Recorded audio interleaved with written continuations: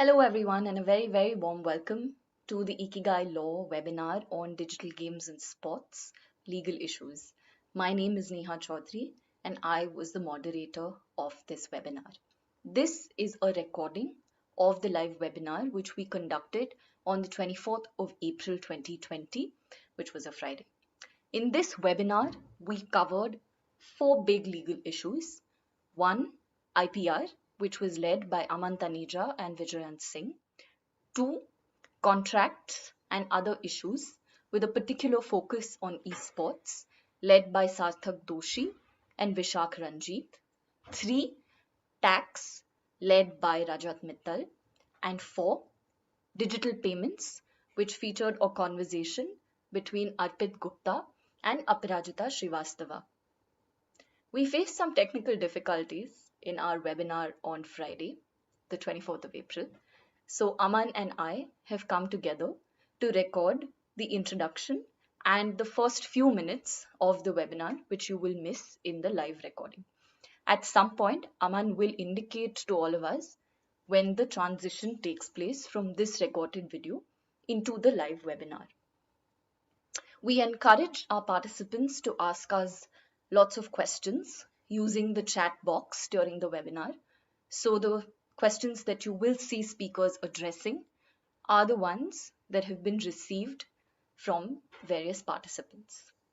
Before we dive right in, for those of you that may not know about Ikigai Law, we are a tech and innovation focused law and policy firm, and we work in a whole range of different areas with an intersection with technology and a focus on innovation.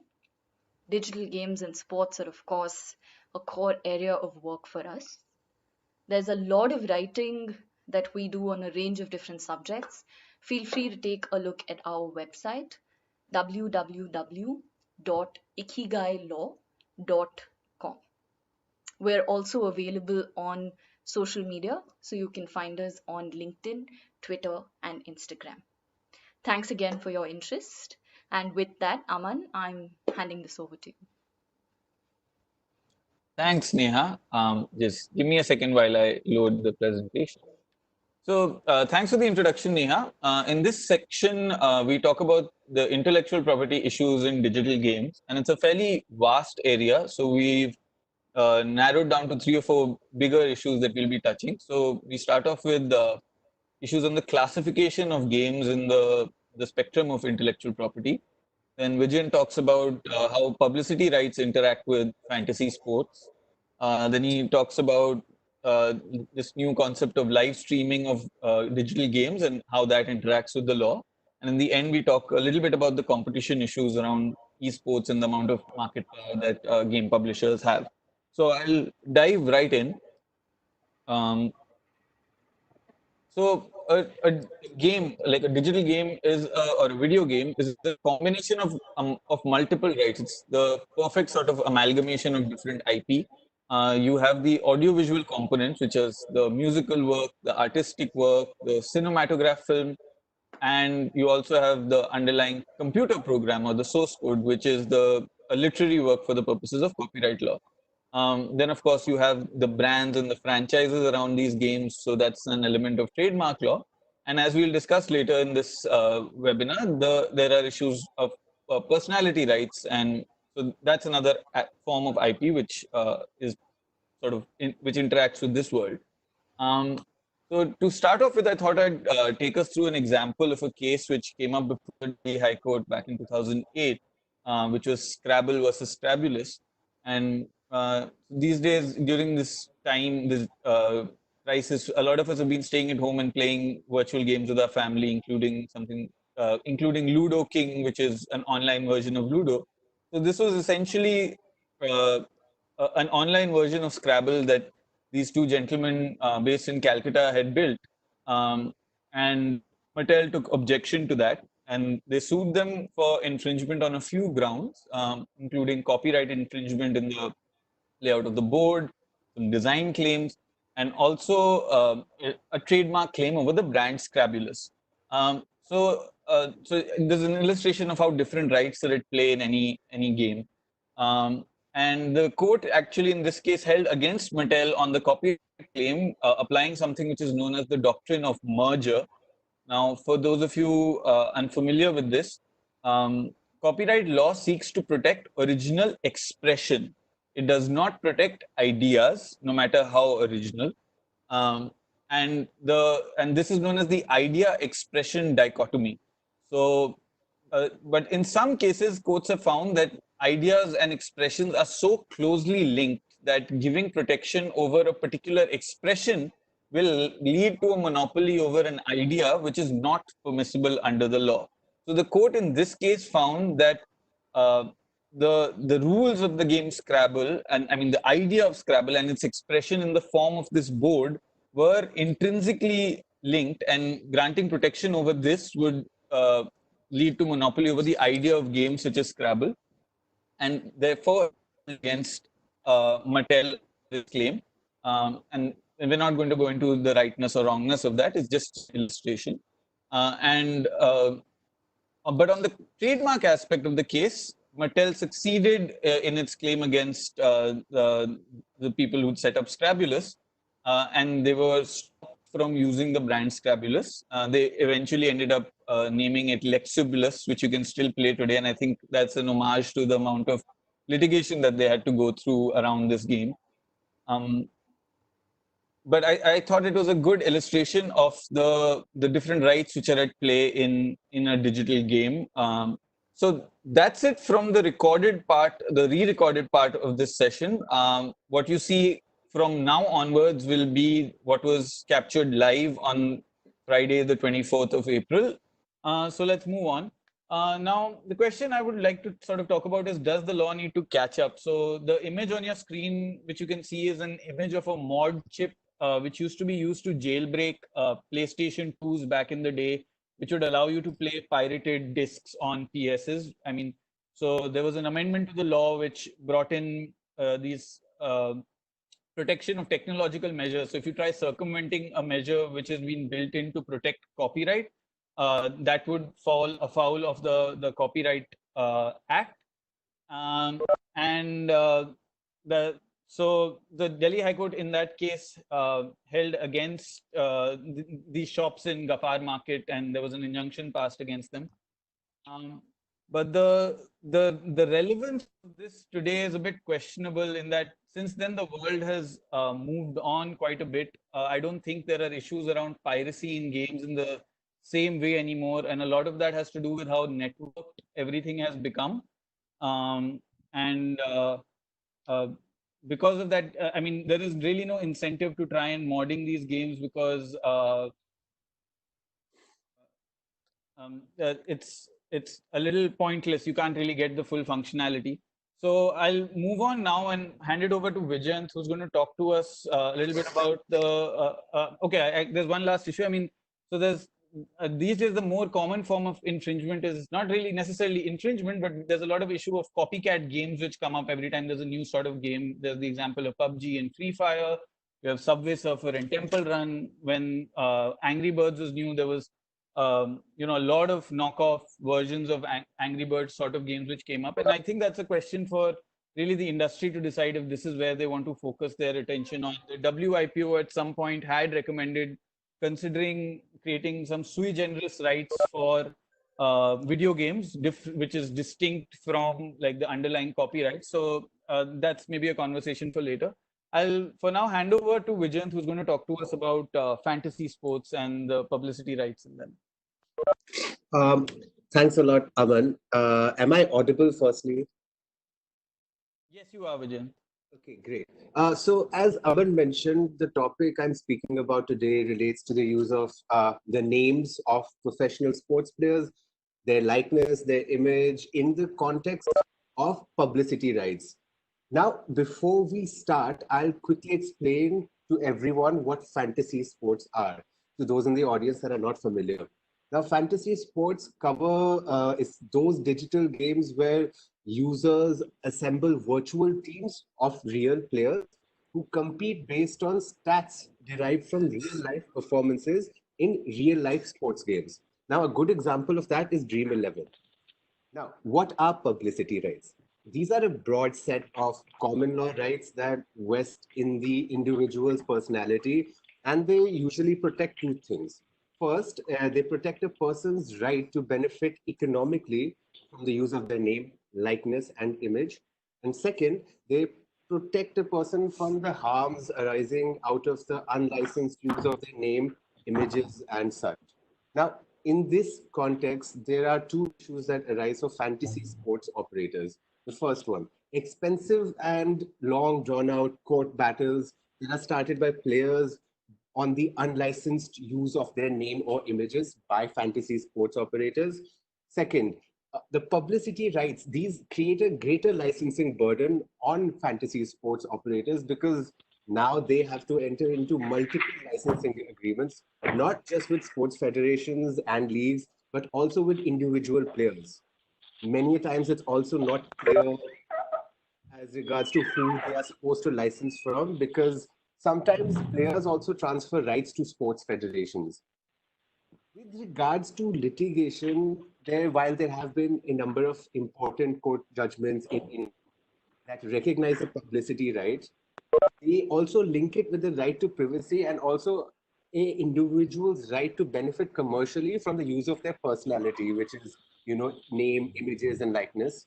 Now, however, despite this, the position in India is still largely underdeveloped. So, what does this mean for fantasy sports operators? In practice, it would mean that the name and images for commercial purposes would not be okay. Also, if the use of the name and images of players suggests endorsement by those players in the app, then again, that would not be okay. Aman, if you could just move on to the next slide, that would be great.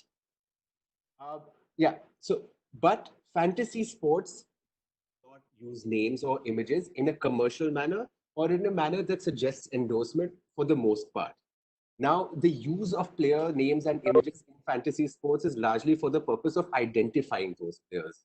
Now, judgments and laws and statutes from different countries like the US, France, Germany support this position, saying that the use of names and images is okay if it's only for the purpose of identification, if it's only of the purpose of relaying real life stats and facts, or if it's for purposes that are newsworthy or editorial. This is also somewhat similar to the position in the Trademarks Act in India, where there are Section 30 exemptions for unlicensed fair use of trademarks for nominative or descriptive purposes. However, these exceptions are pretty much untested in the Indian courts, but it may be a good bet to say that if fantasy sports operators the use of names and images only for the purpose of identification and relaying real life facts derived from those real life games, we may have a lesser chance of having to pay any damages. All right. Now, moving on, the next issue that I will be touching upon, this relates to questions over rights on the ownership of user-generated content in digital games. While it's clear that game publishers own the rights over the game itself, the question is who owns the user-generated live stream content? Is it the game player or is it the game creator? Legally speaking, this may be somewhat a gray area, but game publishers or game creators rather, they do unequivocally own the rights to the use of games, images, and the video content derived from the game through copyright law, meaning that they can use the Copyright Act to limit how their games are used in live streams. Typically, on the other hand, arguments put forward by gamers are that the use of the game is transformative in that it significantly alters the game or it adds a new creative expression to the game. They say this on the basis that gamers A are playing the game, B, they are creating new content, C, they are commentary and reaction to it, which results in an end product that is somewhat or completely different from the original game. Now, gamers also, in many cases, create complex new avatars. Skins in PUBG would be a good example. In games such as Minecraft, you end up creating a completely new world each time you play. Now, these, although are a completely different set of ownership related questions. On the other hand, gamers may also argue that perhaps maybe not in India, but they may argue that the use qualifies as fair use, meaning that the game is used for purposes in the live stream for research, comment, or critique, because they are live streaming the game and they are giving their commentary on it. But as I mentioned earlier, game creators can simply argue, hey, we own this property, this game is ours. And if you are saying any of this content is transformative, we say that it is still a derivative work over which we hold the rights as per the law. Although, from a business perspective, I think game creators can and have adopted user generating streaming as a profitable area.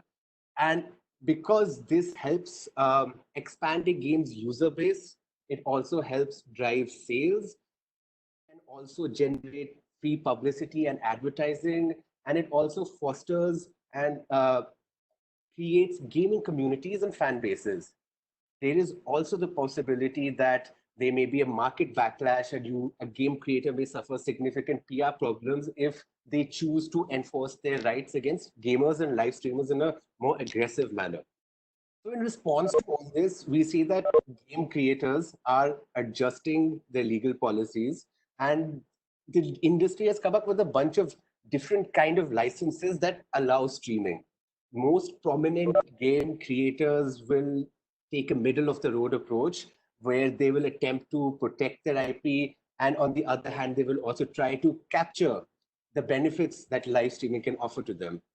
But even in these licensing agreements, mostly game creators retain the right to remove any content that they don't agree with. And also they end up limiting the different sources and avenues of revenue generation for gamers. So all in all, they might be still somewhat, some more of a balancing act that is required in this context. Yeah, so all right, that's it from me, Aman. Aman will now take the conversation forward on licensing issues in esports. Aman, back to you.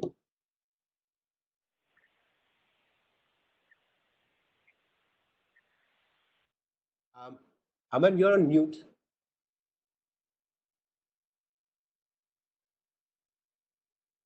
Aman, you're on mute right now. Yeah, got it. Thank you. Yeah. So I was going to talk about esports and some of the licensing issues that revolve around those. And I think we're a little pressed for time, so I'm just going to leave a quick thought out there. I'm taking the example of back in 2007 when the Indian Cricket League, which sort of started as a rival league to the BCCI's IPL, it was still the IPL hadn't started back then. But the BCCI did a lot of things in its power to try and stop this league from happening, like saying that they'll ban players from playing for the country, so on and so forth. But the league still happened because nobody owns the game of cricket. But that the distinction with esports is that there is a game publisher who actually owns IP rights in the game, which a lot of people play competitively, for which there are tournaments. And this can lead to licensing issues. They could be licensing to to a certain organization which they favor more, giving broadcasting rights to people they favor more, and keeping others locked out from entering into those markets of these games. So there are issues around this. Maybe Sarthak and Vishak in their next session will touch upon some of these things. And in the meantime, if you guys have, if the audience here has any questions, we'd love to take them. I'm stopping the presentation for now. Thank you. Thank you so much, Vijayant and Aman. That was very, very fascinating. There are actually a few questions that speak directly to some of the things that you guys just talked about. If you look at the question, Aman, from say Mulkit, who owns in case of GeForce Now or Google Stadia or Microsoft Game Streaming, in cases where the game is essentially viewed someplace else, it's rendered in one place, and the content might be owned by someone completely different. So what happens to gaming rights and licensing issues there? There are a couple of issues and questions around publicity rights as well.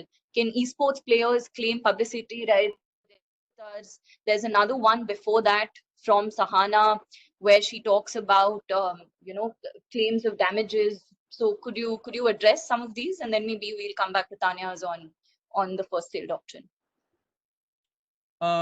Sure. I mean, yeah, that's a fair few number of questions on. Maybe we'll start with Mulkit's, and I think there has been to a large extent, there's a lot of contractualization of copyright these days. A lot of it flows from what rights are given at the stage of the end user license agreement, and thereafter what is happening, and how you view these transformative or derivative works which come from there. So it's difficult to give you like a straight answer just on the basis of the question that you've asked. But yeah, you're right. There are different players involved. There are different bits that we'll have to look at, and what fundamentally flows from, say, an end user license agreement. Vijayant, would you maybe like to take the question on the avatars and personality rights in that bit? Sure. So, in terms of so publicity rights will only apply to a person's to a individual's personality, meaning their name, image, or likeness. Now, if the question is about publicity rights that apply over the avatars, I don't think you could have a publicity right over an avatar.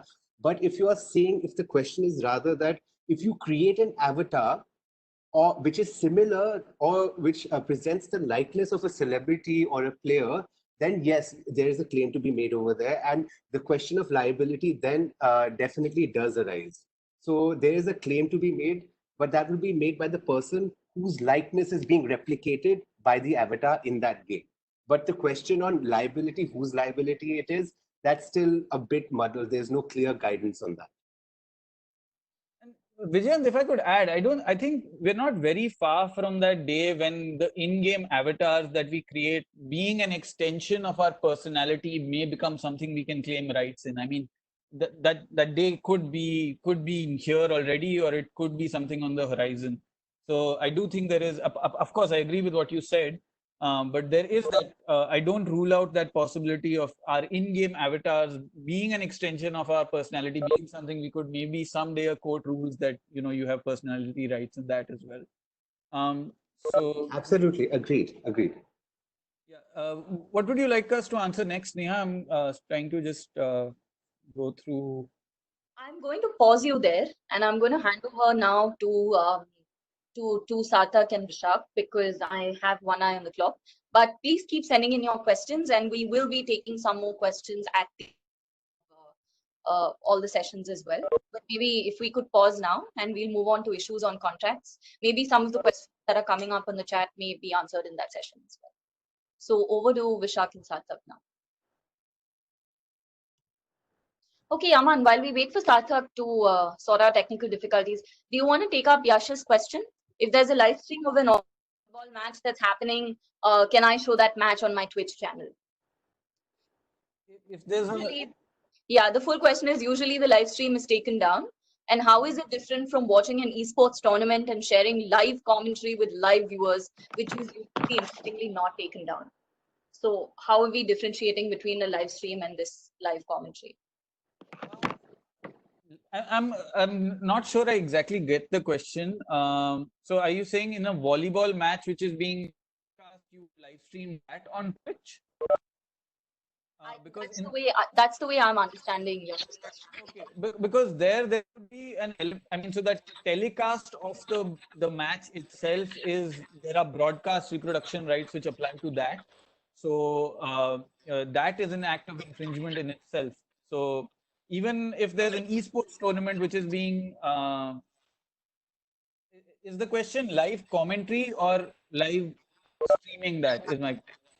There are two parts to it. So the question, Yash's question is about live streaming the football match on the Twitch channel, and usually that live stream is taken down.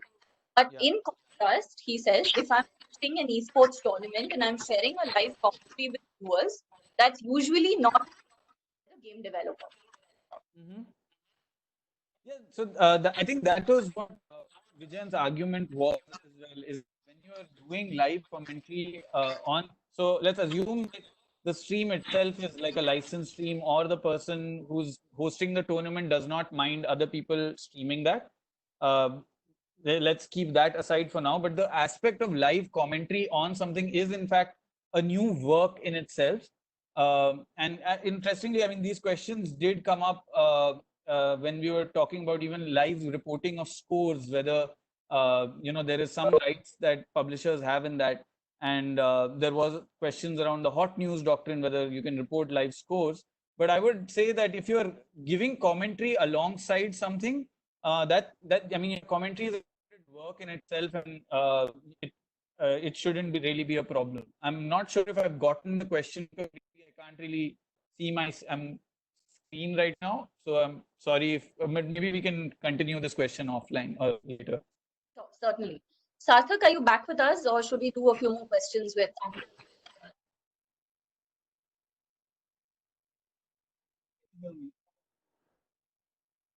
Sarthak? Can you hear me, guys? Can, but there's a lot of echo, Sarthak. Okay, just let me try. If you're using two devices, turn one off.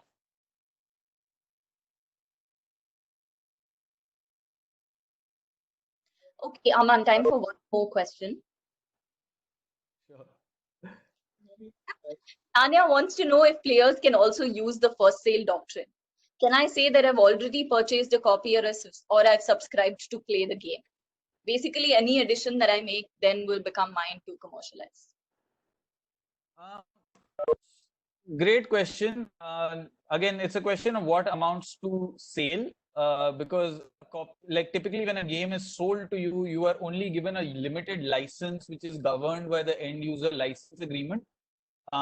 So the first sale doctrine, while it's easier to apply and say if you bought a physical copy of a book, or you literally bought the book, but in a software, you get a license rather than actual any ownership. You typically get ownership in the physical media that you bought. So if you bought a CD, you have ownership on that, and then you can argue first use to maybe share it with your friends and pass it on further.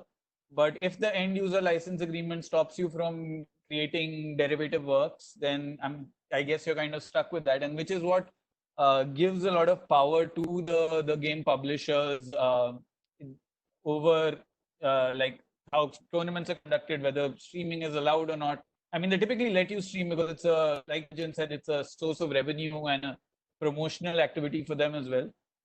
But yeah, does that answer your question, Tanya? I hope it does. I hope it does as well. Sarthak, are you with us?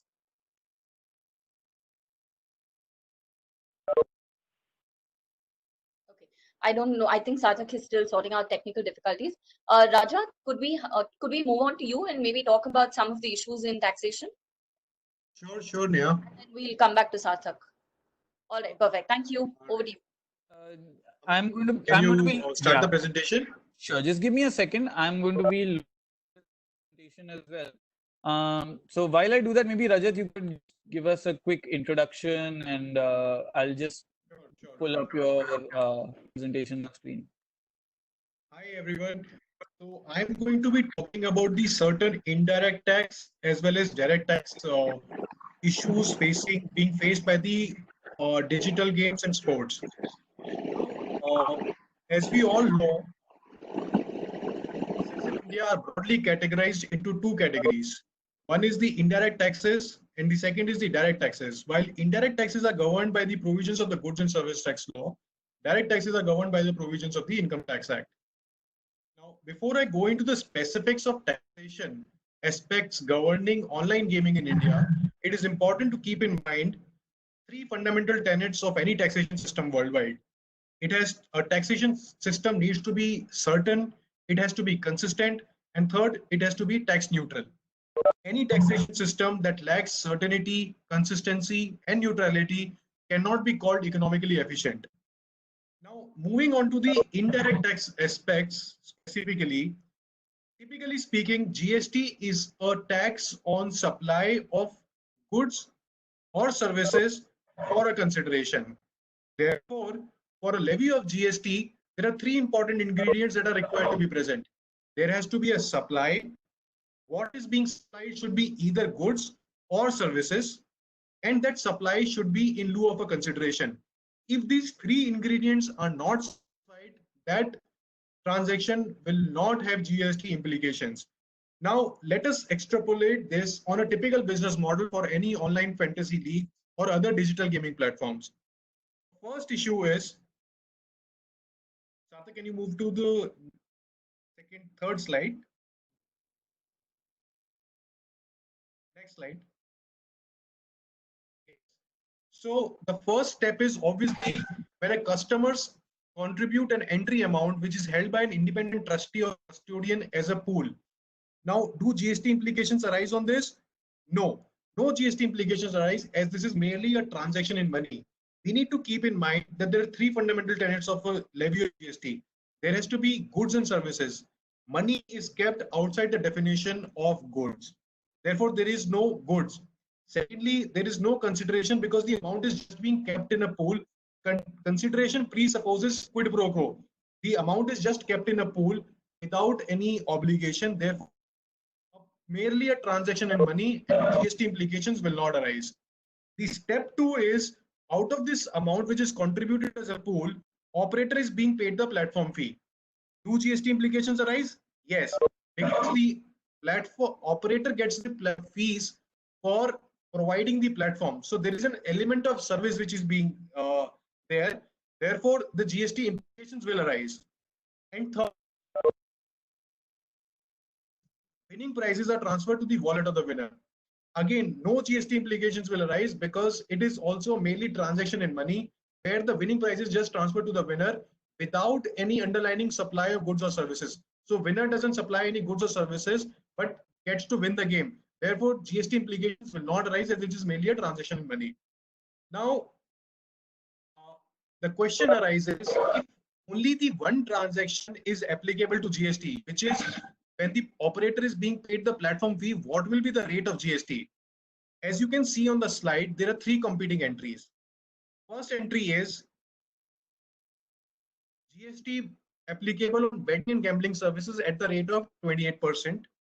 Second entry is GST applicable at the rate of 28% on sports and recreational services. And third is the residuary entry, which is the other online content, which is again chargeable to 18%. Now, in my opinion, the services provided by the online digital gaming platforms or the games of skills are not covered under the ambit of betting and gambling because we've seen there is enough jurisprudence in India which distinguishes between games of chances, betting and gambling, and the games of skills. Therefore, the first entry does not cover. Second, sports and recreational sports services. If you see the scheme of the GST, it covers only the physical sports. Therefore, it won't get covered here also. Therefore, we are covered under the third category, which is the residuary category, and which is chargeable at 18%, which is the service rates applicable to other online content. Now, however, what the tax authorities do, they often equate the services of a skill gaming operator with those of betting and gambling. Now, this results in twofold problems. One is GST, instead of being charged at 18%, is now demanded at 28%. Secondly, the valuation mechanism as is provided for a totalizer in GST is now made applicable to the online gaming platforms, and GST is demanded on the total participation amount, that is the both the pool and the fee, and at the rate of maximum rate of 28%. Now, this results in a completely economically inefficient taxation system because if the GST is charged at 28% on the entire stake amount, the rate of taxation goes to 140% of the total platform fee, which is completely economically unviable for the platform. And this is completely wrong also because, as we say, the GST is a levy on supply of goods or services. Supply, in turn, is a transfer or an exchange for a consideration which presupposes a quid pro quo. Therefore, the amount contributed by the customer is not for the provision of service. It is just kept in the pool for ultimate distribution to the winner. It is not a consideration for any underlying supply. Therefore, question of GST does not arise. Sarthak, can you move to the next slide? Therefore, in case of transactions in money, there is no GST implication. Therefore, in case of skill-based online games, amounts susceptible to GST should be limited only to the platform fee. This view is also echoed by the recent High Court of Bombay judgment in the case of Gurdeep Singh Sarchar versus Union of India, when it has been held that online gambling services are excluded from the category. Online gaming services are excluded from the category of betting and gambling. The case also affirms that online gaming services to be based on skill and holds that the services of the platform fall under the residuary category of other online content, not under the category of gambling and betting. However, since the judgment of the High Court of Bombay has now been stayed by the Supreme Court, there is a lot of confusion as to what do the industry do.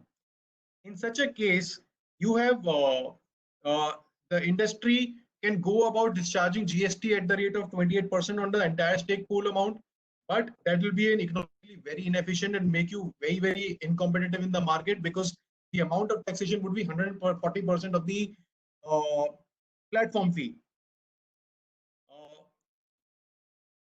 Or second option is you continue to pay GST at the rate of 18% only on the platform fee. Now, it's a risky position, because if you adopt this position, you run the risk of inviting a show cause notice, not right now, but say 3 years, 4 years, 5 years down the line, wherein the department will demand not only the differential amount of tax, but also interest for 5 years at the rate of 18%, as also equivalent amount of penalty, which will be a very, very grave situation. Now, in a situation, what is the way forward for an assessee or a taxpayer? In my opinion, I think all the taxpayers should either file an intervention in the Supreme Court in the case which is being there and get the hearing expedited. Second option which is available is under the GST Act, which is to go for an advance ruling.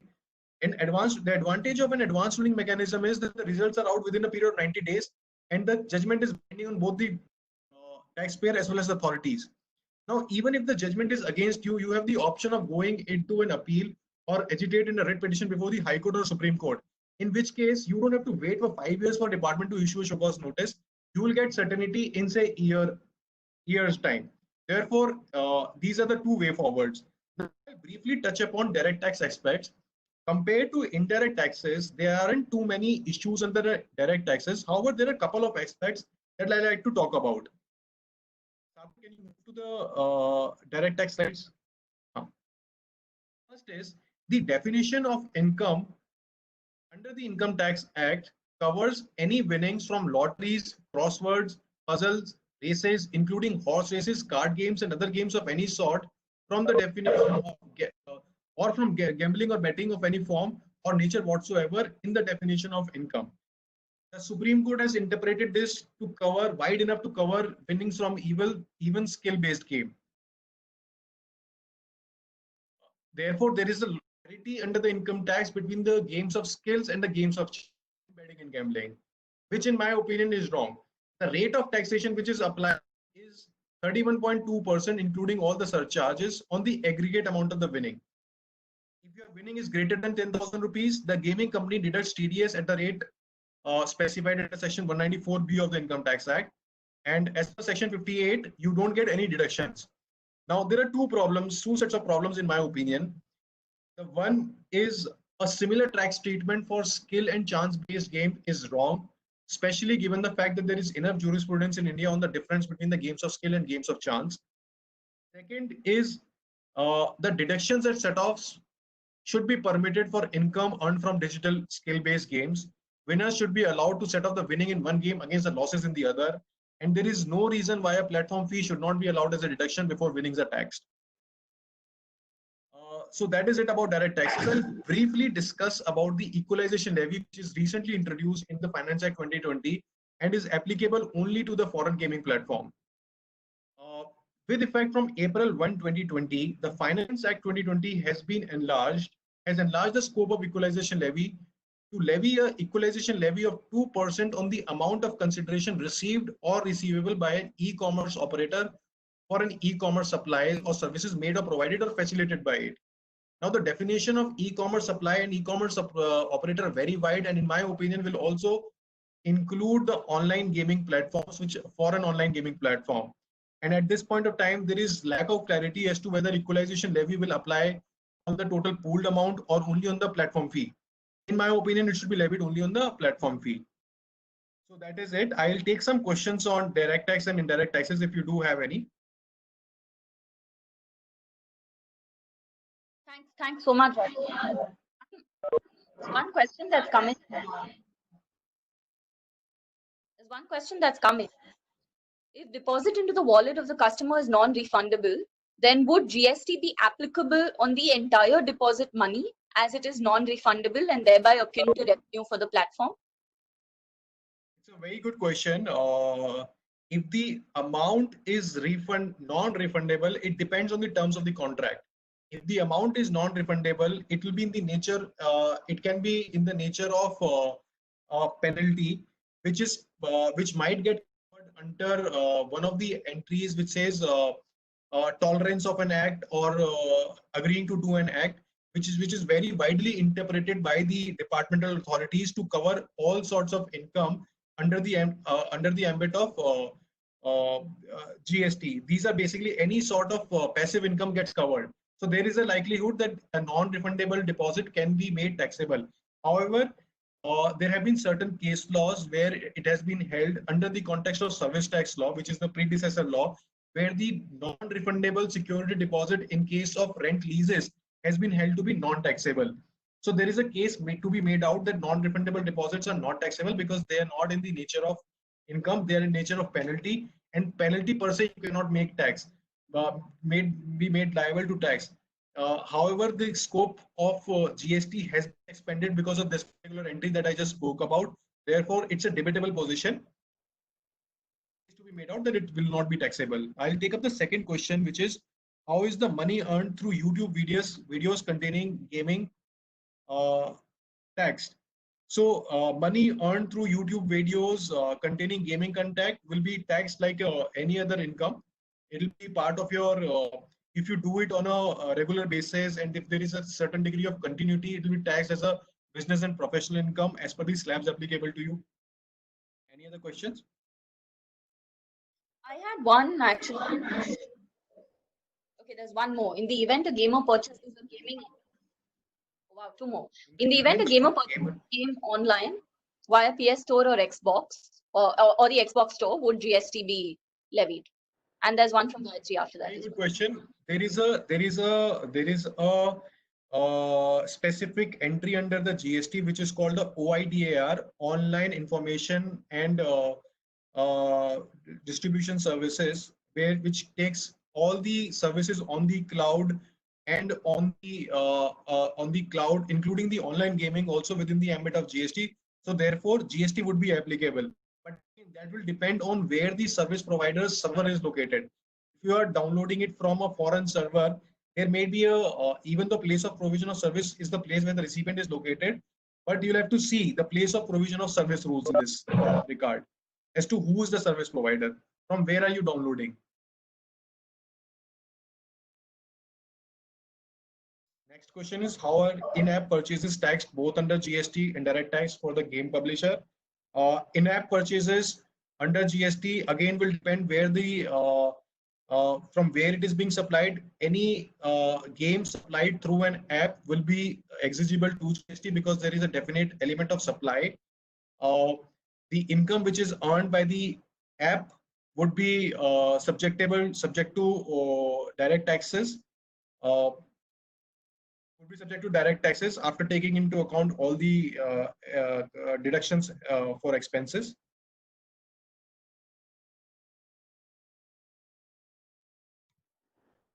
Any more questions? Perfect. Rajat, I'm going to exercise moderator privileges here. There's one follow-up, I think. So does it depend on the residency status of the game publisher? I think that's a follow-up to the point that you were just making. Absolutely. See, in GST, the tax is payable if the place of provision of services in India. Now, there are specific rules under the Integrated Service Tax Act as to how do we determine where the place of provision of services, and depend on case-to-case basis. So, if the service provider is outside India and the service recipient is inside India, in that case, the place where the services will be determined as per the place of provision of service rules. And if the place of provision of service rules is as per the place of provision of service rules, the place of provision of service is in India, then will be taxable under GST under the reverse charge mechanism. Perfect. All right. Thank you very much, Rajat. I have a couple of questions for you myself, but I'm going to save them for right at the very end. With that, can we move on to Sarthak and Vishak? I think we have Sarthak back to us now. Can you hear me? Contracts. Yes. Thank God. So Hi guys, so sorry that you cannot see me, but I'll still try to make this as interactive as possible. So very quickly, I am Sarthak Doshi. I have my friend Vishak Ranjit with me, and we will be talking about esports and contractual issues that are esports. So we will have our discussion in two parts. The part one will be on the esport governance model that internationally and in India, which I'll be dealing with. And the second part will be on player contracts, which Vishak will be dealing with. We'll be covering two type of contracts. One is contracts with teams or clans, or another contract with the national teams where you're representing your country. So very quickly for our audience who may confuse esports with other digital games, I would just say esports is those kind of digital games that replicate the same values and skills that you need in a typical sport. If you just see the screen, there are all of these things that make up an e-sport. All the skill, the diet, the participation of team events, even the prize money that you have in competition. So e-sport is very much a sport, arguably even more skillful than a traditional sport. If you can just move to the next slide. So there are a number of stakeholders that are involved in esports. You have various teams, you have publishers who make different kind of games. So, okay, this is a good point to say that esport is not a single sport. There are a number of sports that make up an esport. So, you have Call of Duty, you have Dota, you have StarCraft, you have League of Legends, a number of esport games which collectively make esports. So, as I was saying, there are different stakeholders in esports. You have teams, you have game publishers who have control over that game. There are a number of international tournaments and leagues, World Cup, League of Legends, World Dota Championship, things like that. And on the other hand, there are a number of fans who spectate esports on their mobile devices or on live stream. And then there are a number of brands who sponsor these esport events. So all in all, there are a number of stakeholders that are relevant in esports. Having so many stakeholders creates a very unique esport governance structure globally for esports. So it is not something that you would typically see in a traditional sport. So for those of you who follow cricket and football, there is a pyramid structure to each sport. For example, in cricket, you have the International Cricket Council at the global level. Then you have the BCCI in India. Then there is coordination between national, state, local, and district associations that ensures a proper governance. And this also ensures that you have trials right from the grassroots level that are represented by the country and then go to the global level. So proper structure in place where we have in a traditional sport. Because of all the stakeholders I spoke about in esport, this governance model is not something we see here. We do have a international body, but there is not one international body. There are three in esports. You have the International Esports Federation, you have the Global Esports Federation, and you also have the World Esports Federation. So as opposed to one, you have three bodies at the top level. And another thing that is different here is the main body is not exercising all the controls. The game publisher who owns individual games has the majority of control. Now, this is also something I'll draw from what Aman and Vijayan was speaking about, that game publishers have a lot of right and concentration of power. So all the leagues, tournaments, all of these things that would typically be done by a association, here they are done by each of those game publishers. Some of them, they have their own leagues. Some of them have contracts with esport organizers and they do it like that. So they decide the rules of the game. Now, this governance structure, esport does not necessarily need to replicate the structure that we have in traditional sports, but there are definitely some learnings we can include in esports so that we create two fundamental issues that esports is grappling with from a lot of time. The first one would be of legitimacy. Aman, if you can just move to the next slide. So the first principal issue becomes of legitimacy. You would have heard, so a number of stakeholders in esports are trying to push for esports to be competitive at a more global or international platform. We do have esports World Cups for different games currently, but still esports is not there at the Olympics. So having a proper governance structure would give esports a shot to be played at the Olympics. One of the principal things which the Olympic Council, the International Olympic Association also said that there is no single representation from this community, which is kind of a roadblock for us to include esports in the main event.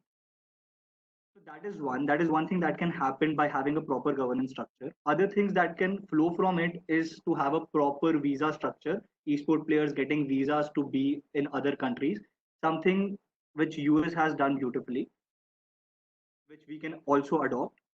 Another thing would be to receive eligibility in terms of scholarship, so that esport players right at the from the school and the college level are motivated to become and participate in esports.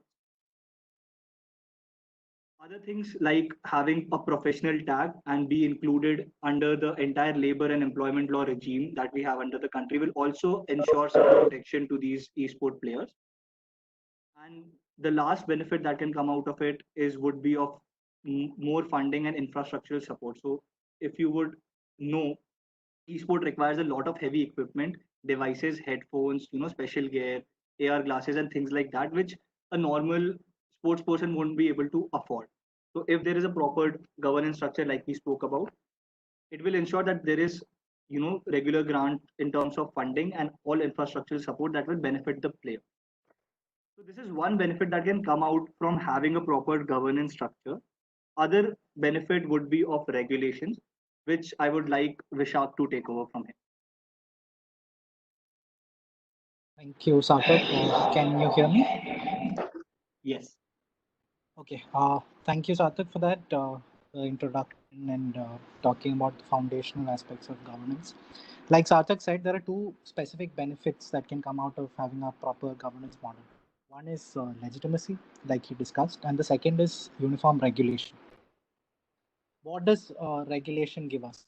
Uh, Regulation gives us two important things.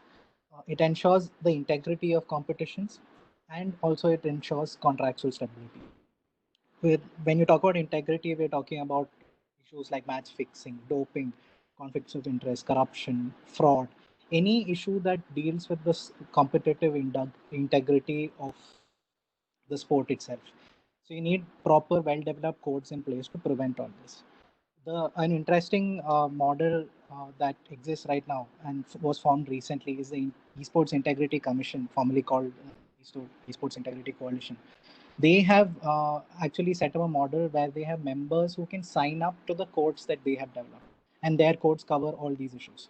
So it might be interesting for people to know that an Indian Counter-Strike player was actually banned by the ESIC when he was found cheating in 2018. So and that was a 5-year ban. So there are strict punishments. These things are dealt with seriously. So ESIC is a good model to look at as to how we can ensure integrity. Second issue is contractual stability. It's a term that's used in traditional sports commonly to talk about issues that involve balancing of freedom of movement of players and also the interests of teams to keep their valuable assets, that is the players. So concepts like transfer windows, uh, uh, how termination can happen of contracts with players, buyout clauses, restrictions on poaching of players, and players negotiating with other teams. These are all in pursuance of contractual stability. Can I have the next slide, please? So why are contracts relevant and why should we talk about it in esports? As we said, there is no uniform regulatory system in place right now.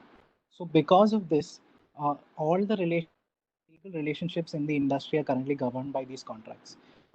In the previous sections, already we spoke about licensing and intellectual property issues. Now, area where you require more regulatory intervention, governance intervention is player contracts, because there you're dealing with protection of rights of individuals and teams. So, like some of the speakers before explained, publishers exert a lot of control. Some of them run their own competitions. So such publishers usually get involved in regulations. As an example, you can look at Riot Games. They are the publisher of League of Legends, which is a very popular game, arguably the most popular game. So they have their own continental leagues and a world championship.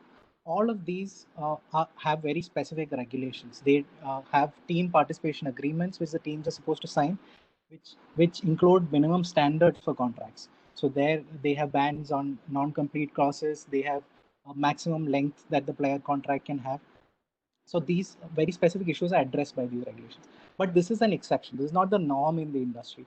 So usually the publishers would rather take a hands-off approach and license the game to an organizer who would then organize the league or competition on the basis of his own rules. So, which is why we need to look at what are the issues. What are the issues right now with respect to contracts in the industry? One, it's very common that there are no written contracts. Even though the market is so well developed now, even in the US and in Europe, you see that often there are players who are with teams on the basis of overall agreements. Or even if there are contracts, you see contracts which are one-page contracts which don't really talk about all the rights and obligations. Also, what we have to think about is the age of the players. Players often get into esports when they're really young. They don't really necessarily have the guidance that is they are entering into. They are often minors who don't have the capacity to contract. So these are all very specific issues related to esports contracts in the industry. Now, as Sarthak mentioned before, we'll be dealing with two specific types of contracts. First is contracts players have with teams or clans, and next about national team contracts. So firstly about team or clan contracts. Now, I will not be going into too much depth on each of these clauses, but I would like to touch upon the major issues. So first of all, the contract has to very clearly lay down what the services are of the player to the team. Is it only playing competitions? Is it only playing very specific games? Is it only playing very specific tournaments? Or is it general? Is the player supposed to also stream gaming content while he's not playing tournaments? How many hours of such streaming should he do in a month? All of these very specific issues as to what the services of a player are should be very clearly outlined in the agreement. Whether it's exclusive, whether he can represent other teams in other games. All of these things, very important. Even with respect to streaming, is the player allowed to have a personal stream? Or all his streaming should go through the team channel? These are issues that need to be considered and very clearly laid down in the contracts. Second issue is image rights. As was discussed earlier, unlike traditional sports, in esports, it's not just the physical image of the player that's important, it's also the in-game avatar. It's the gamer tag of the player. These things take the form of intellectual property of the player. So how it is licensed to the team and what is the extent of the utilization that the team can do. Whether the team can continue using his image after he has left the team. All of these issues again need to be very clearly laid down. Some some high-profile players could even negotiate extra compensation for the use of their image separately. Third very important issue is training and benching. Training, as was mentioned earlier, players are often required to train more upwards of 10 hours a day, and this means that you should consider the effect of such such activity on the player. Continuous usage of the screen has been shown to cause some problems in players. So again, all of these issues need to be considered while putting in the clause of how many hours of training are required from them. Benching is an important issue to be very specifically laid down in the contract, because in the industry what happens is that there is a starting lineup of players who commonly play the tournaments. Then there are substitutes, then there are reserves. So depending on where the player stands in this hierarchy, his remuneration is usually affected. So that needs to be very clearly laid down in the contract. There was a recent case of Owen Butterfield, a Counter-Strike player, who had came out with the news that his salary was reduced from $2,000 to $700 a month when he was benched. So you can see that there's a big impact on such activity. So how a player is benched, when can he be benched, how long can he be benched, what is the effect on remuneration? All of these things need to be very clearly laid down in the contract. Termination, again, how a contract would be terminated. Is there a buyout clause? Is there a right of first refusal for the team in case the player wants to leave? What are the restrictions on talking to other teams while under contract? All of these things, again, need to be very clearly laid down because of the lack of regulation. Revenue sharing is important because in esports, as opposed to traditional sports, players often receive a percentage of the revenue that the team makes. So if it's merchandising or money from selling in-game items or sponsorship or prize money, all of these, often you see that players receive a percentage. So how much of this percentage? When will the player be paid? How will the player be paid? All of these things need to be, again, very specifically laid down. there was a recent case of involving FaZe Clan, where a player sued them very publicly, and was a very controversial issue in the US, where the player claimed that the team has taken too much of the percentage of sponsorship revenue, and he claimed that the contract was unfair, and that's created a lot of controversy in the industry. So you can see that already these issues are being taken to court. So when teams and players enter into such contracts, these things need to be very carefully considered. Dispute resolution, there should be a preference for arbitration, in my opinion, because the players' careers are very short, and you cannot wait for the litigation to move. So if there are intense delays in litigation, then you shouldn't move towards the litigation angle. You should try and opt for arbitration. That is with respect to, that's what I want to say with respect to this issue. But we do have an article that I've written in collaboration with Ikigai on the Ikigai website if you want to read more about this issue. Moving on to the next type of contracts, national team contracts. So I'll quickly touch upon the issues. One, the difference here is that the player will only be contracted on a per tournament basis. So if there's an Asian Games, and there'll be a contract specific to that tournament. That is the most ideal model for such international competitions. So again, a very interesting issue where you can compare to traditional sports is that will the teams or clans have will it be mandatory for them to release the players for national competitions? In traditional sports, in football, you can see that FIFA rules mandate that players have to be released by clubs for international competitions. So there is no such regulatory mechanism in esports. So how do we handle that issue? Costs. How are costs covered when player is traveling internationally for such competitions? Is it the Indian Federation that's handling it? Is it the international federation that will cover the costs? All of these issues have to be clearly laid down. Image rights can also have a conflict with the clan because the clan holds certain rights to the player's image. Can the player's image be then utilized by the national team? Can only the player in a national jersey or in a specific national team context be an image such as that can be utilized by the national teams? That's something to consider. And generally, there is a lot of uncertainty in India. As mentioned before, there is no proper regulatory structure. Even though we did win a bronze medal, as you can see on the screen, in Hearthstone in the Asian Games, there is still a lot of things that can be done towards bringing certainty in the industry, and that will, of course, ensure better growth and ensure that contracts are not so haphazard and there's more uniformity, and that helps and that creates ease of business for both teams and players and other stakeholders. So that's all from me. If anyone has any questions, I can take them. And if Sarthak wants to add something, please do. Otherwise, Neha, please. Thank you so very much, Vishak and Sarthak. We have lots and lots of questions that have come in for you. We've shared the two articles that Vishak had spoken about on esports contracts and governance for esports on this chat. So feel free to have a look. Aman, we'll start with Aman's last question. Is there a way around click-wrap contracts which we seemingly have to accept in case we want to play such games? And there's another one related to contracts. Can blockchain technology be used for simplifying contractual ambiguity by providing smart contracts, which will also ensure transparency in such contracts? So either one of you. Okay. With respect to click-wrap contracts, the issue, that issue usually comes up in terms of social gaming, casual gaming, in my understanding.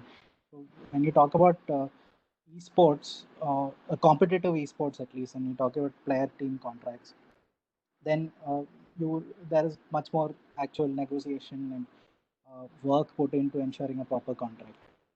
In terms of social casual gaming contracts, depends on how rights you would want to exercise flowing from that. So if you're playing competitively, if you're representing the country, etc., then of course we need a regulatory mechanism to ensure that there is no such automatic acceptance of terms by players. In terms of blockchain technology, of course, any new forms of technology can be used to improve our legal situation right now. But what we actually need is more regulation. We need guidelines and sort of something, an overarching structure in place to ensure that there are minimum standards in these contracts. Transparency, of course, will help and will create more awareness and for players, young players who are getting into the industry. But without an umbrella regulation which covers all of these issues, I think the issues that exist today will still continue to remain. Perfect. Thanks so much. Can we do one last question before we move on to the next session, and we'll come back to any remaining questions at the end? There's Sure. one, since the last point Vishak was incidentally about the fact that there should be a lot more regulation. Yash has a question. Shouldn't regulation also be there to decrease the power of game developers? And he's giving you an example there, and he wants to know if we should, if there needs to be a different appellate body as well. Sarthak, do you want to take that?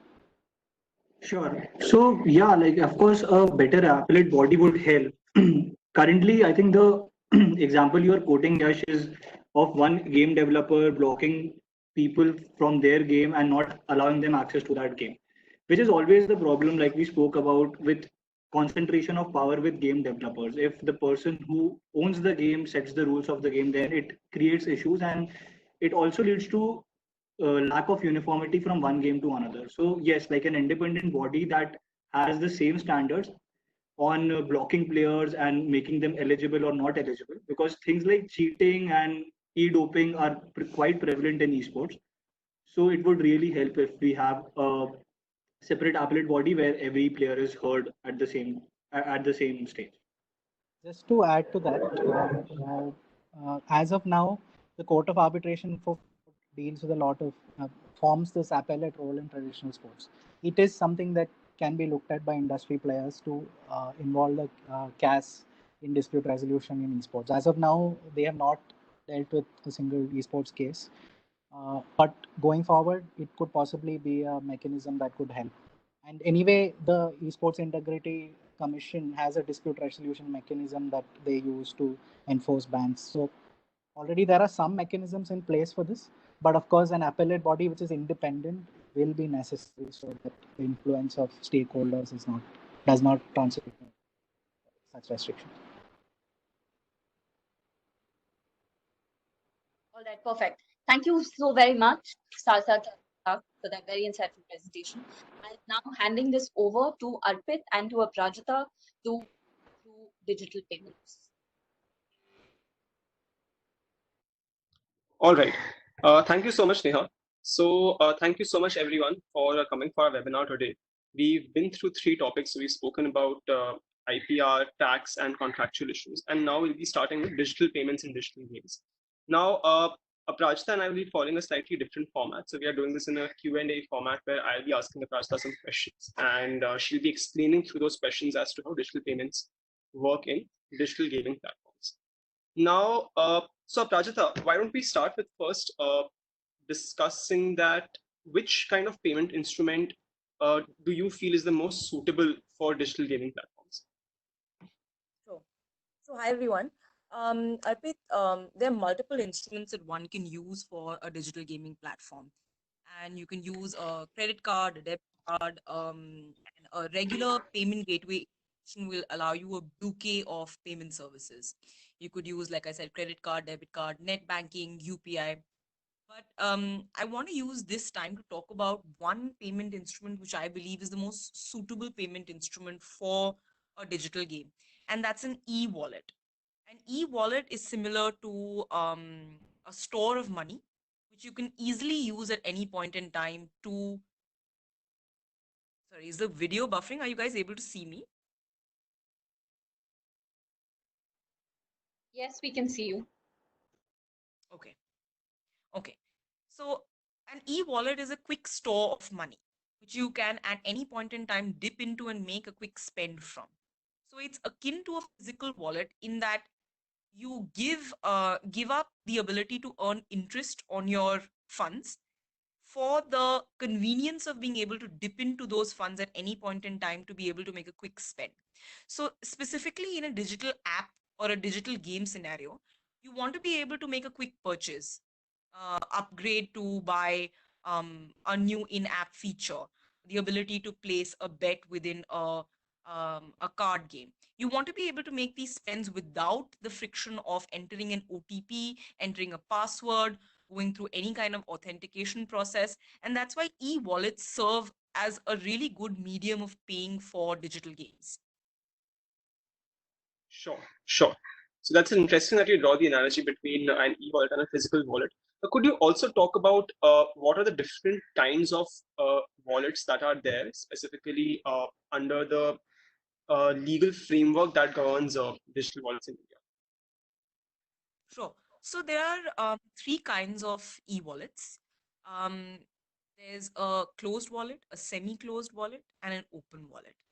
For the purposes of a digital game, the two that are important is a closed wallet and a semi-closed wallet. A closed wallet is a very, very simple instrument. It has one use case and one only, and that's the issuer can allow you to make spends with the goods and services that the issuer provides. So to put it simply, if if Marks and Spencer issued you a Marks and Spencer closed wallet, you could only load funds on that closed wallet to buy goods from Marks and Spencers. You couldn't buy a third party good or service from the funds lying in your closed wallet, while a semi-closed wallet allows that functionality. So for instance, if you have a Paytm wallet, which is a semi-closed wallet, you can make spends with anyone Paytm has an agreement with. So if it could be Ferns and Petals, it could be Amazon, any merchant with which Paytm already has an agreement, you can make a spend with that merchant. Semi-closed wallet also has a functionality of allowing peer-to-peer payments. So if I wanted to send you money from my Paytm account to Arpit's Paytm account, I could do that using my semi-closed wallet. A closed wallet does not allow that functionality. It has, like I said, it has a single use case. You can load it, spend it with the issuer, and that's it. And the issuer must be the entity which provides you the good or service for which you can make that spend. So in a digital game scenario, if I want to make purchases only from the platform which is hosting the digital game, a closed wallet works fine. If I don't want to allow my users to make peer-to-peer payments, a closed wallet is perfect. The downside of a semi-closed wallet is that it requires a license from the RBI, which is not an easy license to acquire. Uh, it also uh, uh, it also requires the users to conduct KYC, a full KYC, in a manner similar to what is required to open a bank account, to be able to switch on the functionality of peer-to-peer transfers. If you don't conduct KYC on semi-closed wallet, you can't even spend more than 10,000. Your limit gets staggered to 10,000. If you do KYC, your limit gets uncapped to 1 lakh. So closed wallet is good for a digital gaming platform that wants to offer its users the quick ability to spend within the game. But if you want to switch on additional features like peer-to-peer payments, like the ability of a digital gaming platform to act as a marketplace for third-party gaming products, then it makes sense for the digital gaming platform to do one of two things. Either the platform goes and acquires a license on its own, or alternatively, it integrates with an entity which already has that license. So for instance, it integrates a Paytm within its own platform. Right, right. So it's interesting that you discussed these use cases of a P2P transfer. Like I can imagine, for example, if someone wanted to, let's say, an advanced player wanted to tutor a less advanced player on the platform to accept money through P2P transfer. I can imagine Yeah. in-game purchases being traded through a P2P transfer on that gaming platform itself. Uh, but at the same time, you also mentioned how an additional compliance burden comes in if you are opting for a semi-closed wallet, because you need to be KYC compliant and you need the RBI's authorization as well. So how does this trade-off work? Do you think it's worth it for gaming companies to go ahead and get a semi-closed wallet only to be able to explore the use cases with respect to P2P transfer between different players? Yeah, yeah. A closed wallet actually works very well for a digital gaming platform. It serves as a quick store of funds. I want to quickly pay 10 rupees for an in-app purchase. I want to up my bidding in a rummy game. I can do that very easily with a closed wallet. With a semi-closed wallet, specifically with the functionality of peer-to-peer payments, you're absolutely correct. It switches on many use cases. The moment you have peer-to-peer payments attached to social interaction, it increases the engagement amongst users. So, for instance, Arpit played a really good move in a particular digital game, and I wanted to send an appreciation to him. And I'm spectating. Instead of just sending him a smiley face or a like, I can actually send him a quick peer-to-peer transfer of funds to his wallet. So, if a gaming platform intends peer to peer payments to be one of its core use cases around which it builds many different product features, then yes, a semi closed wallet does make sense. And primarily, if the digital gaming platform wants to act as a marketplace, it doesn't just want to sell you its own products, it wants to sell you third party products, then for sure a semi closed wallet does make sense. But at the same time, one must remember that to open a semi-closed wallet for a user is has some onboarding friction. Even for a min KYC wallet, which is up to the amount of 10,000, a user will need to put in name and OTP verification and a unique number given in one of her identity documents. So a driving license unique number, an election card unique number. With that 10,000 rupees semi-closed wallet, she can't make peer-to-peer payments. She can only make spends. So it only makes sense for her to take that wallet if she wants to buy any third-party products within the digital gaming platform's ecosystem. Sure. She'll have to upgrade to a full KYC wallet, which means she has to do the same kind of KYC that it would need to open a bank account to be able to make peer-to-peer payments between friends. And these are small on-the-fly transactions. It's 10 rupees within the use case of P2P transfers. And just for the functionality that she doesn't want to make these transfers through another payment instrument to open a semi-closed wallet with a full KYC, it doesn't seem worth it in the gaming app scenario. If the gaming platform simply wants to switch on peer-to-peer payments, it can do so through other modes. It can do a UPI integration. It does have the friction of entering a UPI pin each time you want to make a peer-to-peer payment, but on the flip side, it does allow these transfers to happen seamlessly and directly from one bank account to the other. The advantage also to a gaming platform by integrating a closed wallet is that it's a captive audience. The moment I loaded my closed wallet within a digital game, I can only and only use those funds on the digital gaming platform itself. So funds can't leak out of the digital gaming platform. Once I've made the spend to load the wallet, I have only one use case. I'm locked in to spend only on that platform. So, from a digital gaming platform's perspective, it's a very attractive payment option to offer closed wallets because you can lock the user in, and the user can then quickly make spends through her life cycle in interacting with the gaming platform. Right. It's interesting that you mentioned about the exclusivity that gaming companies can gain through closed wallets.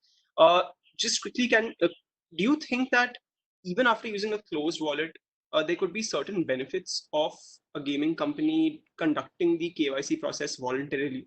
And in that case, what stages in the payment transaction do you think should the company or the platform conduct the KYC process?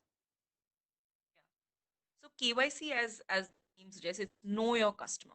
Who is my customer at the other end, and do I trust this customer? So there are closed wallet absolutely does require KYC. It's a regulatorily unfettered product. You can issue a closed wallet, and loading it, deducting it is simply a ledger entry at the end of the digital gaming platform. As far as the user is concerned, it's a cash out at the time she loads it, and then she can use it throughout the journey, throughout the life cycle of using the digital app. Uh, it doesn't require you to do KYC, but there are three stages at which a gaming company which has integrated a closed wallet on its platform can choose to do KYC. One is at the time that the user downloads the app and onboards himself.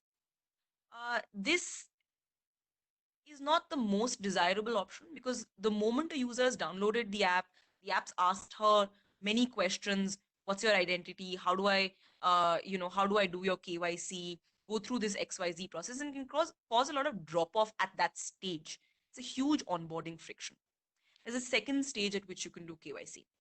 The user passes through the onboarding stage, doesn't have to do any kind of KYC, is allowed to experience the app, experience the free features of the digital games on the app. And then the moment she says, okay, I want to put real money within the game, I want to load my closed wallet, at that point, the app requires the user to do a KYC voluntarily. A closed wallet does not require you to do KYC, but merely to prevent frauds at this stage, the the app says, okay, at this stage you do your KYC. There's a third stage at which you can ask the user to do KYC, and which to my mind is the most important stage if you haven't done it in the first two already. And that's when the user says, I want to withdraw my winnings back to my bank account. I want to make this pull request because I've earned a certain amount. I don't want to deploy it back into the game. I want to pull it back to my bank account. Now, this is the stage where you can see fraud spike. So, Arpita, Right. if your phone is lost, someone logs into your app and makes this pull request back to her bank account, you have lost those winnings, and the app has facilitated a kind of fraud that occurred without having conducted KYC on you. So it's at this stage where the app is the level of fraud at the pull request stage that the app should then ask you to conduct some kind of KYC. Is the user the same user who's playing the game who's asking for the money to be withdrawn back to her bank account? So these are the three stages. And sure, at the third stage, I think a voluntary KYC of the user is necessary to mitigate fraud. Sure, sure. All right, Aprajita, I think so this explains to us, one, what are the different options that are available in terms of hosting a digital wallet on a gaming platform, and also the different pros and cons of these two categories of wallets, which we've discussed, being open wallet and closed wallet and semi-closed wallet. All right, thank you so much. I think we can take questions now on digital payments issues. Also, if anyone has any questions on the previous topics, please feel free to send those in as well. We can address those questions too. Thank you so much, Arpit and Aprajita. Lots and lots and lots of questions have come in for you as well. I'm just going to pick and choose some. Do all e-wallets offer cross-border payments? That's one. There's some question, and I think Aprajita and Arpit, you did touch upon this a little bit. Won't there be applicability of KYC norms as per the latest RBI guidelines on e-wallets? So maybe if you could share a little bit of insight on what different gaming companies and platforms are doing from the KYC. That could be something that we can talk about as well a little bit. Sure. There seems to be a bit of an echo.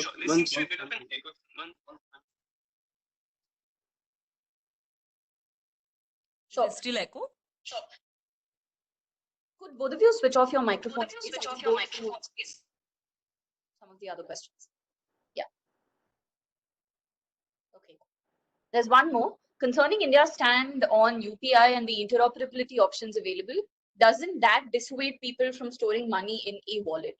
Say a particular game does not recognize one wallet but recognized another e-wallet on which I have not stored money. So UPI, interoperability, KYC, and cross-border payments. Sure. So this is a great question.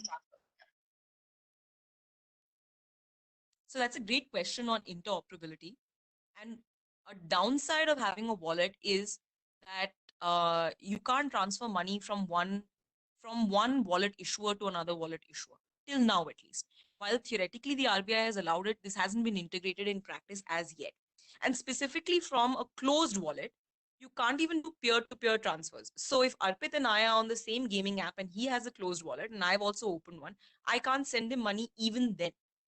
But even with the semi-closed wallet functionality, I can't transfer money from the semi-closed wallet issued to me by issuer A to another semi-closed wallet issued to issuer B right now. There aren't enough issuers who've done that integration, although theoretically it has been unblocked. Okay. So the second question that was asked was around KYC. So absolutely. KYC guidelines is something that had put a huge spanner in the work for all digital wallet providers, and gaming companies were also were also one of the merchants which had, should they want to allow peer-to-peer transfers for their semi-closed wallet users. Now, there are multiple ways of doing KYC, but the only ways in which you can do remote KYC are video KYC and OTP-based KYC, which all lead to Aadhaar. So while the KYC guidelines have become applicable to wallets and that has put a spanner in the work for semi-closed wallet, it makes an even stronger case for having a closed loop instrument integrated on your platform, because that doesn't require, not only doesn't require any KYC, it doesn't require any kind of identification. It's simply a store of money that you've kept with the issuer of the wallet or with the digital gaming platform for the purposes of making a quick spend within the gaming experience. Okay. Third question was on cross-border transactions. No, all wallets don't allow cross-border transactions. There are very specific conditions for cross-border transactions. Only AD category 1 banks can allow cross-border transactions. There are fettered limits, monetary limits, which are under the limits for domestic spends that are allowed for cross-border transactions. And it isn't something that you can automatically switch on. There are certain fetters that need to be complied with for cross-border transactions, and it is not something that an issuer, which is a non-bank entity, can issue in the first place. Only AD category bank 1 can issue it. Perfect. There are some follow-up There are questions some on follow-up questions on so I think integration I and can see one question. Yeah, I can see one question on by Mayank on integration takes place. How would semi-closed wallets be different from an open wallet? So a semi-closed wallet is fundamentally different from an open wallet in that an open wallet allows cash withdrawal. A semi-closed wallet does not allow cash withdrawal. For the purposes of a digital game, it doesn't really matter because cash withdrawal is not something that a digital gaming platform is keen to provide its users. The use case for an open wallet is that I can go and withdraw cash at any outlet. It is also only issued by banks. A non-bank entity cannot issue an open wallet. So a PhonePe cannot issue an open wallet. Only an IDFC or an ICICI bank can issue an open wallet. Should you choose to integrate an open wallet, you will have to do so as a non-banking entity through a co-branding arrangement with the bank which issues the open. Rajita. There are two questions related to virtual coins. Maybe we can quickly touch upon those. Aman has a question where he says, if I buy some in-game coins, points, etc., can I convert those into real money? And Mulkit wants to talk about cryptocurrencies, where he said many international games have and what are the compliances required in India for that? Okay, so I'll take Aman's question first. Conversion of points to INR is something that's hazy under the law. So while the moment you say that I will be able to buy a point from the gaming platform and then I'll be able to convert that point back to an INR, you run the risk of operating an unlicensed payment system. The only way that you can be in the regulatory green area is if the digital gaming platform wants to issue you points in the form of an incentive to come on the platform. Much like you would issue cashback in the form of INR, if I want to say that I've issued you 10 points as a gift from the platform itself, and then you can then pull this back into INR. That lies in the regulatory green area. But any functionality where I allow my users to purchase points, which I can then convert into INR, is something that can trip a payment system risk, which is not something an unlicensed entity can undertake. All right, perfect. Thanks so much. Thanks so much for that, Aprajita. I am also very conscious of the fact that we seem to be running a little bit over time. I want to quickly go through a couple of the questions that we had received for some of the other sessions. But could we have your closing thoughts on on the world of digital payments and online gaming and sports? Yeah. So it's a very interesting time for digital games. A lot more people are leaning into actually put in money into games, and it's really essential for users to be able to make quick spends within a digital gaming platform. And therefore, we're seeing a lot of payment gateway integrations by digital gaming platforms. Digital platforms are no longer just a free to play, and there's a lot of real money consequences within the game itself. And the way to monetize an app is obviously to charge the user at some point in time for some features. And therefore, there's a lot of push for digital payments within the digital gaming world right now. And like I said, one of the best ways to pay digitally within a app, within a gaming app, is through an e-wallet. Perfect. Thanks so very much, Prajita. Rajat, I will now move to you.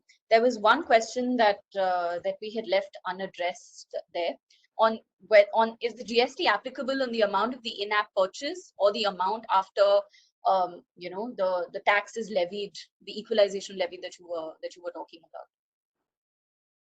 The question is So, after the Google yeah. tax is levied by Google or Apple, and the Google tax is the equalization levy, but it's also the 2016 one, if I understand that correctly. So if you could just clarify for us. Sure. So, in terms of Section 15 of the Central Goods and Service Tax, it says the value of supply shall include any taxes, duties, cesses, fees, and charges leviable under any other law for the timing in force other than this act. So, apart from GST, if any tax is levied, they'll be included in the value, going by the strict law of the land. Seems a little unfair, but the value of supply includes any other taxes also. All right, perfect. And the same question that I had, there's one more follow-up question that's come. The in-app purchases on loot boxes, will that be taxed according to it being a game of skill or gambling and betting? So will that be according to being a game of skill or gambling? See, that depend on the nature of the game. If the skill is the predominant part in the nature of the game, and again, this has to be in the absence of any concrete definition of betting and gambling and what constitutes a skill-based game under the GST Act. That depends on the nature of game, whether it is in-app purchase on the loot boxes or any other game, whether it is a game of skill or whether it is betting and gambling. So it depends completely on the nature of the game. And thoughts from you, the same that I posed to Aprajita as well.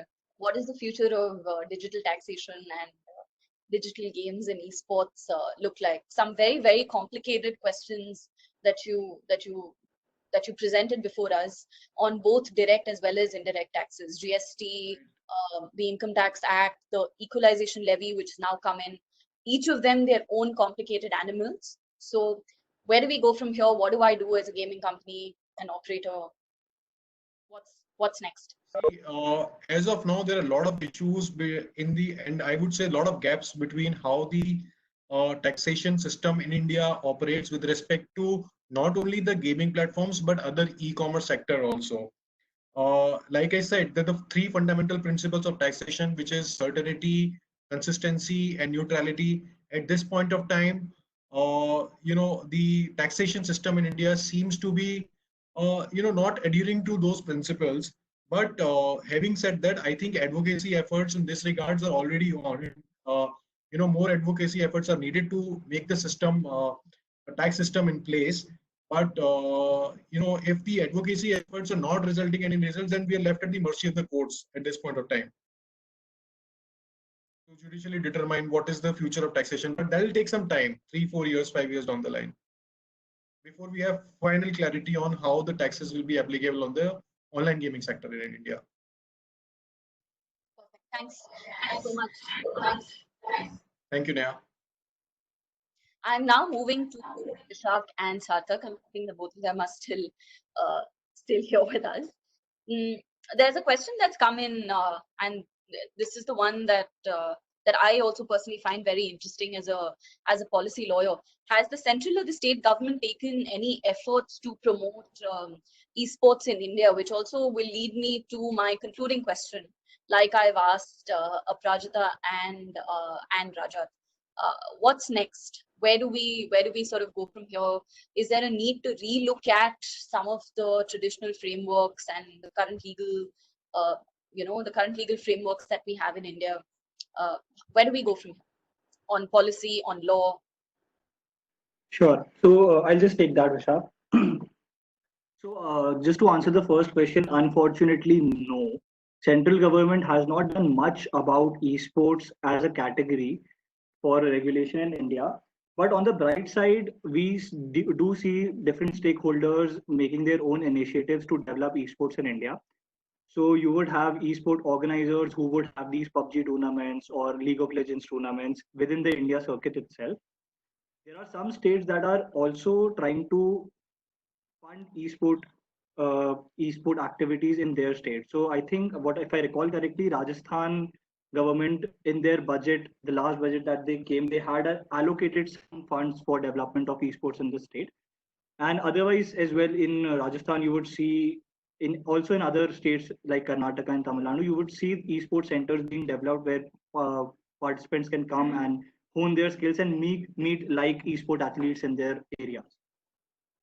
As next steps, I think it would be really nice to see initiatives from the central government, like we have for other sports as well. There's a like BCCI, badminton, football. Everyone has a national sports federation, and having that tag gives a lot more legitimacy to the sport itself. Like I also spoke about in my discussion. So a national sports federation, which is currently lacking at the central level, would really be beneficial to develop esports in India. And what do we know? Like we may end up having esports in the Olympics and India having a very good shot at it. Just to add to what Sarthak said, hello, can everyone hear me? Yeah, just to add to that, we are seeing some at least state level development in terms of policy making with respect to esports. There are federations like Sarthak mentioned in some states in India. Tamil Nadu is doing a good job, I believe. But centrally, we still need much work. There needs to be a regulatory structure put in place. Again, even internationally, honestly, there is no proper regulatory framework right now. So there needs to be a concerted effort from the industry as a whole to actually make a governance model, form a more uniform system. In India, in the future, I think there is a lot happening right now, and even in the future, we have already seen many big international esports players entering the industry in India. A lot of investment is happening in India. I think with that also the contractual relationships will develop better. You will have players who are more aware of their rights. You will have teams who will have to also give players more accommodation, more negotiating power. So I think it's a very exciting time for esports, and let's see how it develops. Thanks. Thanks so very much, Vishak and Sarthak. With that, I'm moving to you, Vijayant. There are two questions that I would like you to take. There's one from Gayatri. If a stream publisher, Twitch or Loco or YouTube Gaming allows streamers and viewers to transact through game money, where maybe I'm tipping to show appreciation or something like that, can game publisher view the same as commercial use and seek any sort of commercial benefit from the publishing stream? That's that's one question. And there is another one on personality rights. Maybe we've addressed this a little bit as well. Gaming companies, it's interesting that you said gaming companies may use likeness or names of personalities for identification, and in such case there are lesser chances of claims or damages. So such usage cannot rule out the claims for damages altogether. Is this understanding correct? Right. Thanks, Neha. So to answer the first question, it would depend on the type of end user licensing agreement that game publishers are entering into with the gamers when they buy the game. So these licensing agreements, these are generally a reflection of the legal approach, so to speak, that game creators or game publishers are taking. So for example, you have companies like Ubisoft and Microsoft who are showing a willingness to work with gamers, who like to encourage game streaming and also encourage the earning of live streamers. On the other hand, you have companies like Nintendo who are very famous for enforcing their rights in this area. And many times they also force the streamers and the gamers to share the revenue they earn from these platforms with them. But a good example to this question would be how Blizzard Entertainment takes a middle of the road approach to this. So in their end user licensing agreement, they allow gamers to create video content as long as it's freely available without charge. At the same time, Blizzard does allow those gamers to earn partnership revenue from streaming platforms such as YouTube or Twitch. So I hope that answers your question. Moving on to the second question. Um, no, you can't completely rule out the claims of damages, and that's for two reasons. First, in India, there is really no concrete legal guidance on this point, especially on the point of publicity rights and how that is limited, more so in the context of fantasy sports. The principles that I was talking about, the limiting principles, those are derived and extracted from foreign case law. And even in those cases, there remains some ambiguity because while the judgments allow the use of, there are specific judgments, specific use of player names in fantasy sports context, but there is little clarity if these apply to the use of images or likeness. So while the use of names for identification purposes is allowed, there in terms of, as I said, in terms of images, the situation is still a little bit more blurry. Yeah, and that's it for mine.